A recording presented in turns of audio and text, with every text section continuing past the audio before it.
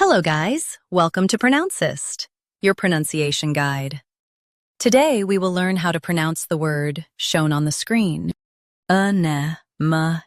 Both US and UK have the same pronunciation of this word.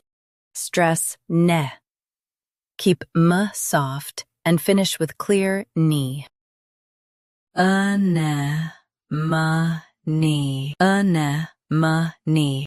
Stress ne. Keep m soft and finish with clear ni. Anemone. Now read the syllables shown on the screen naturally. Anemone. Stress ne. Keep m soft and finish with clear ni. Anemone.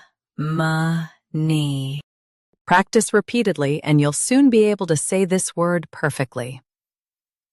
The best way to practice is to repeat the syllable multiple times. The meaning of the word is a sea flower animal. Try repeating this word several times to improve your pronunciation.